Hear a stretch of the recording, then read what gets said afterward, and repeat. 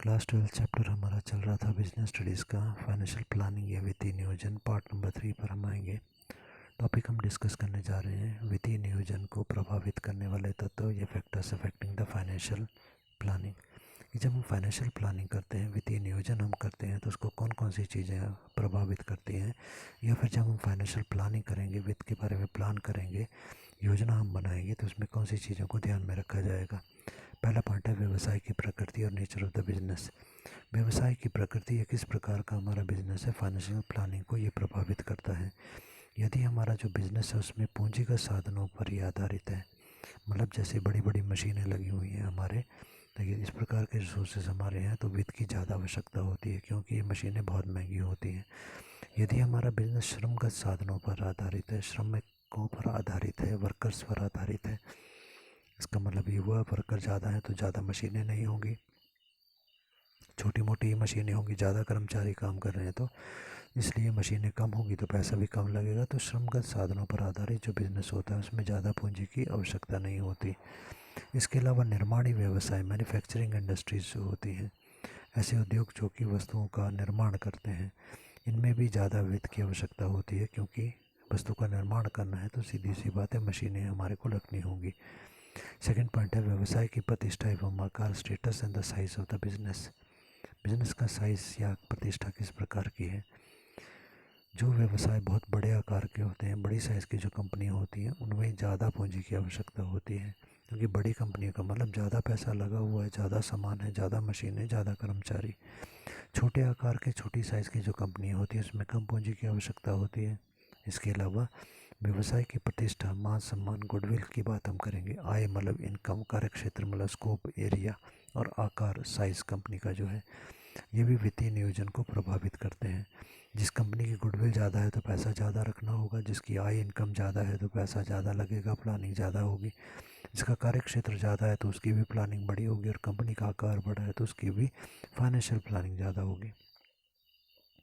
जिस कंपनी की व्यवसाय की प्रतिष्ठा, गुडविल, मान सम्मान ज़्यादा होता है, उसे ज़्यादा पैसा रखने की आवश्यकता नहीं होती, और उसको पैसा इकट्ठा करने में भी कोई कठिनाई नहीं होती। जिसकी गुडविल ज़्यादा है, जिसका लोग सम्मान करते हैं, उसको जब भी पैसे की आवश्यकता होती है तुरंत उसको पैसा मिल जाता है, इसलिए इसको पैसे इकट्ठा करने में कोई कठिनाई नहीं होती।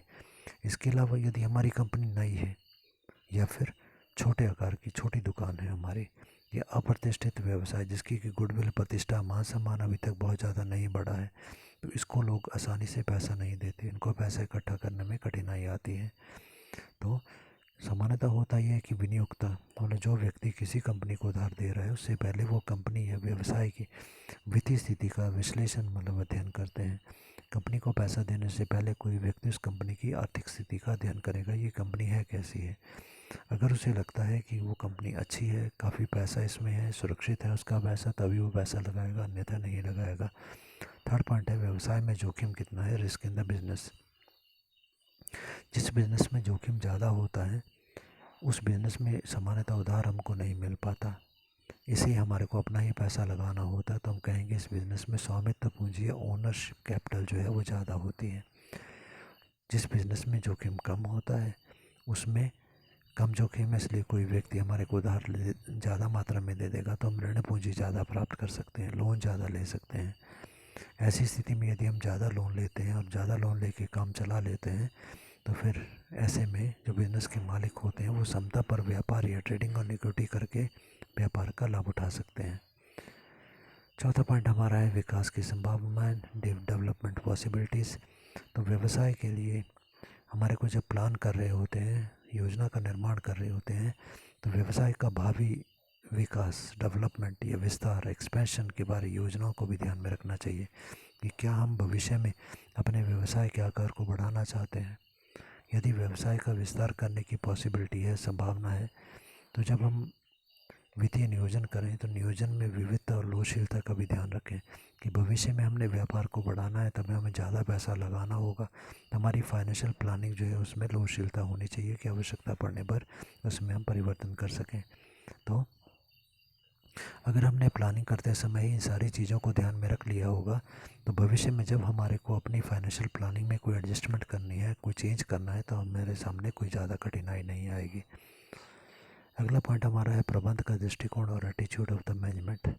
प्रबंध का दृष्टिकोण, प्रबंधक का मतलब यहाँ पर है प्रबंधकों से। प्रबंधक होते हैं हमारे मैनेजर्स। मैनेजर्स का दृष्टिकोण मतलब विचारधारा, क्या वो सोचते हैं। यदि हमारे वर्तमान मालिक, स्वामी जो बिजनेस के होते हैं, और हमारे प्रबंधक या मैनेजर जो हैं, वो ये चाहते हैं कि कंपनी का सारा नियंत्रण या कंट्रोल उनके हाथ में ही रहे, किसी और को कंट्रोल वो नहीं देना चाहते। तो ऐसी कंडीशन में कंपनी जो होती है और ज़्यादा इक्विटी शेयर इशू नहीं करती, क्योंकि जो व्यक्ति, अगर हमने इक्विटी शेयर और बेचे तो जो भी व्यक्ति इक्विटी शेयर खरीदेगा वो कंपनी का मालिक बन जाएगा, और यदि वो मालिक बन जाएगा तो नियंत्रण वो भी अपने हाथ से करेगा, तो हमारे हाथ से नियंत्रण चला जाएगा। ऐसी स्थिति में यदि हमारे को इक्विटी शेयर बेचने ही पड़ते हैं तो अधिक से अधिक इक्विटी शेयर हम खुद खरीद लेते हैं। इससे सारा नियंत्रण मालिकों के पास रहता है। और यदि प्रबंधक विस्तार या विचार के बारे में बाद में विचार करेंगे, तब फिर हम या तो लोन ले सकते हैं या जो हमने हमारे पास लाभ थे उनको ही दोबारा बिजनेस में लगा करके काम चला लेते हैं। 6 पॉइंट हमारा आता है वैकल्पिक वित्तीय साधन, अल्टरनेटिव सोर्सेज ऑफ फाइनेंस। वैकल्पिक या अल्टरनेटिव का मतलब क्या होता है, जहाँ से हम पैसा ले रहे थे, क्या इसके अलावा और भी कोई साधन है जहाँ से ऐसा और कोई स्रोत या सोर्स है जहाँ से हमें पैसा मिल सकता है, उसे हम वैकल्पिक वित्तीय साधन कहते हैं। तो फाइनेंशियल प्लानिंग करते समय हमें बाज़ार में उपलब्ध जो अलग अलग वित्तीय साधन हैं, अलग अलग रास्ते हैं, सोर्सेज हैं, साधन हैं, रिसोर्सेज हैं, उनका अध्ययन करना चाहिए। सामान्यतः उपलब्ध वित्तीय साधनों में से उसी साधन का हम चुनाव करें, उस रिसोर्स का चुनाव करें, स्रोत का चुनाव करें जो संस्था के लिए सर्वोत्तम हो और श्रेष्ठ हो। साधनों का चुनाव जो है व्यवसाय की प्रतिष्ठा, जब हम साधन का चुनाव करें तो पहले अपने बिजनेस की प्रतिष्ठा, मान सम्मान है, उसे भी ध्यान में रखेंगे। लाभदायकता को भी ध्यान में रखेंगे कि हमारा बिजनेस कितना लाभ कमा रहा है। हमारे प्रबंधक जो है उनका दृष्टिकोण, उनकी विचारधारा क्या है, इसको भी हम ध्यान में रखेंगे। और बिजनेस में हम कितना नियंत्रण बनाए रखना चाहते हैं, सभी चीज़ों को ध्यान में रख कर ही हम अपनी योजना तैयार करेंगे। अगला पॉइंट हमारा है 7वां पॉइंट है बाह्य पूंजी की आवश्यकता की मात्रा, magnitude of the external capital requirement. कितनी मात्रा में हमारे को कैपिटल चाहिए। तो यहाँ पर दिया गया व्यवसाय का क्रमिक विकास। क्रमिक विकास मतलब धीरे धीरे हम बिजनेस को डेवलप कर रहे हैं। यदि हमारे को धीरे धीरे बिजनेस को विकसित करना है, डेवलप करना है, तो इसके लिए वित्त की आवश्यकता होती है। इसके लिए फिर हम क्या करेंगे, जब पैसे की आवश्यकता होती है तो हम क्या कर सकते हैं, शोधनीय पूर्वाधिकांश, redeemable preference shares. Redeemable preference share वो होते हैं जिनका कि पैसा थोड़े समय के बाद हम लोगों ने वापस कर देना होता है, या तो इनको इशू करके पैसा इकट्ठा कर सकते हैं, या फिर ऋण पत्र निर्गमित करके, डिबेंचर्स इशू करके भी उधार ले करके हम अपनी आवश्यकता को पूरा कर सकते हैं। इसके लिए हम लोग वित्तीय संस्थाएं, फाइनेंशियल इंस्टीट्यूट्स, ऐसी कंपनीज जो कि उधार देती हैं, बैंक इत्यादि हो सकते हैं, उनसे भी हम लोग लोन ले सकते हैं। 8वां पॉइंट हमारा है श्रेष्ठ प्रतिभूतियों का पूंजी लेवर, capital structure of the high grade securities.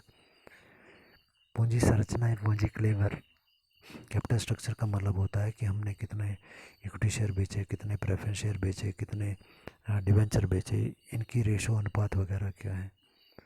तो वित्तीय योजना का जब निर्माण किया जाता है तो उसमें ये ध्यान रखा जाता है कि व्यवसाय का जो पूंजी ढांचा या स्ट्रक्चर हमने बनाया, पूंजी ढांचा क्या, कितने शेयर हैं, कितने डिवेंचर हैं, कितनी इक्विटी है, कितने प्रेफरेंस है, कितना लोन है इत्यादि है, जो एक रेशो या अनुपात है पूरा, इसे कैपिटल स्ट्रक्चर या पूंजी ढांचा कहा जाता है। ये पूंजी ढांचा काफ़ी सुदृढ़ या मजबूत होना चाहिए। विभिन्न प्रकार की प्रतिभूतियों, सिक्योरिटीज़ का चुनाव करना चाहिए। सिक्योरिटीज़ मतलब शेयर डिवेंचर्स का चुनाव किया जाना चाहिए, जिससे कि संस्था पर असहनीय स्थायी भार न पड़े। इस प्रकार से हम इसका कॉम्बिनेशन तैयार करें कि असहनीय, जिसे हम सहन ना कर सकें।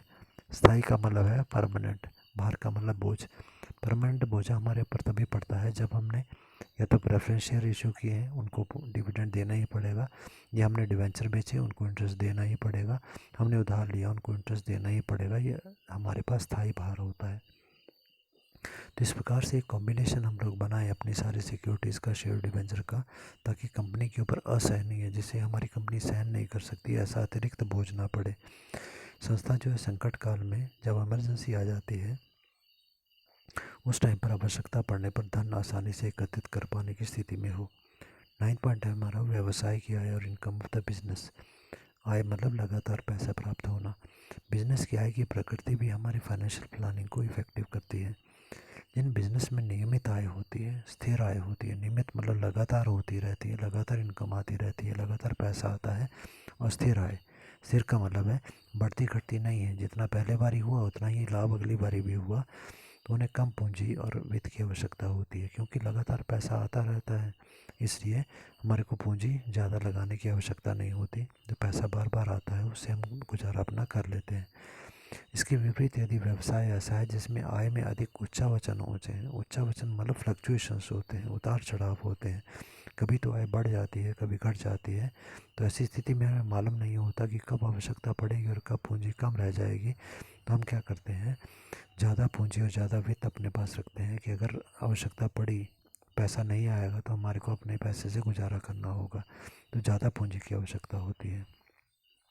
10th पॉइंट हमारा है सरकारी नियंत्रण या फिर गवर्नमेंट कंट्रोल। फाइनेंशियल प्लानिंग या वित्तीय योजना बनाते समय सरकार की नीतियाँ जो होती हैं, सरकार के नियम जो होते हैं, नीतियाँ पॉलिसीज़ हो गई, सरकार के नियम रूल्स हो गए, अधिनियम का एक्ट्स हो गए, कानून हो गए, नियंत्रण सरकार का जो है ये भी ध्यान में रखा जाना चाहिए। यदि कानून के अनुसार मालिकों ने कितनी पूंजी लगानी है और उधार कितना लेना है, इसकी कोई रेशो का निर्देश दिया गया तो हमें उसका भी पालन करना चाहिए। नेक्स्ट हेडिंग हमारा है वित्तीय नियोजन की सीमाएं और limitations of the financial planning. Financial planning करते समय कुछ एक कमियां या सीमाएं हमारे सामने आती हैं। पहला पॉइंट है पूर्वानुमानों पर आधारित और based on the pre estimates. Financial planning या वित्तीय नियोजन जब किया जाता है तो प्लानिंग हमेशा भविष्य के लिए होती है, प्लानिंग भविष्य से संबंधित होती है, और हम लोगों ने पढ़ा कि भविष्य हमेशा अनिश्चित होता है, आवश्यक नहीं जैसा हमने सोचा था वैसा ही हो जाए, और इसके बारे में पहले से पक्के तौर पर कुछ नहीं कहा जा सकता कि ऐसा ही होगा। इसलिए अगर हमारे पूर्वानुमान गलत हो जाते हैं तो उसका हमारी प्लानिंग पे गलत प्रभाव पड़ता है। सेकंड पॉइंट हमारा है समन्वय का अभाव और लैक ऑफ कोऑर्डिनेशन। जब हम प्लानिंग की बात करते हैं, वित्तीय नियोजन की बात करते हैं, तो ऐसी स्थिति में हमारे जो वित्तीय और गैर वित्तीय अधिकारियों में परस्पर समन्वय होना चाहिए। वित्तीय मतलब जो पैसे का लेन देन करते हैं, स्पेशली फाइनेंस डिपार्टमेंट के, गैर वित्तीय जिनका कि पैसे से ज़्यादा संबंध नहीं होता, एग्जाम्पल के लिए परचेज डिपार्टमेंट वगैरह या फिर प्रोडक्शन डिपार्टमेंट स्पेशली हम बात करें, तो इनका आपस में कोऑर्डिनेशन समन्वय होना चाहिए। कहने का मतलब सभी विभाग जो होते हैं कंपनी के आपस में मिलकर के कार्य करें।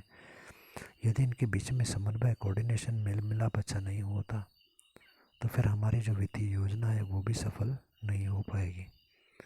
थर्ड पॉइंट हमारा है समय अनुसार परिवर्तन का अभाव, lack of the timely change. वित्तीय योजना का निर्माण कुछ मान्यताओं, पूर्वानुमान के ऊपर आधारित होता है। जब योजनाएं बनाई जाती हैं तो हम कुछ मान के चलते हैं कि ऐसा भविष्य में होगा तो हम ऐसा करेंगे, ये मान्यताएं या पूर्वानुमान कहलाता है। हमारी प्लानिंग इन पूर्वानुमान और मान्यताओं पर आधारित होती है, परंतु यदि भविष्य में परिस्थितियाँ बदल जाती हैं तो फिर प्लानिंग में भी हमारे को परिवर्तन आवश्यक रूप से ही करना होगा। परंतु प्रबंधकों की विचारधारा होती है कि एक बार जो प्लान कर लिया गया फिर उसमें हम चेंज नहीं करेंगे, उसका कठोरता से ही पालन किया जाए। यदि ऐसे प्रबंधक बिल्कुल दृढ़ हो जाते हैं, परिस्थिति के अनुसार अपनी प्लानिंग में किसी प्रकार का परिवर्तन नहीं करना चाहते, तो हमारी प्लानिंग जो है वो निष्फल हो जाती है, बेकार हो जाती है, लाभ नहीं देती, और इससे हमारी कंपनी के भी असफल होने की संभावनाएं जो है वो बढ़ जाती हैं।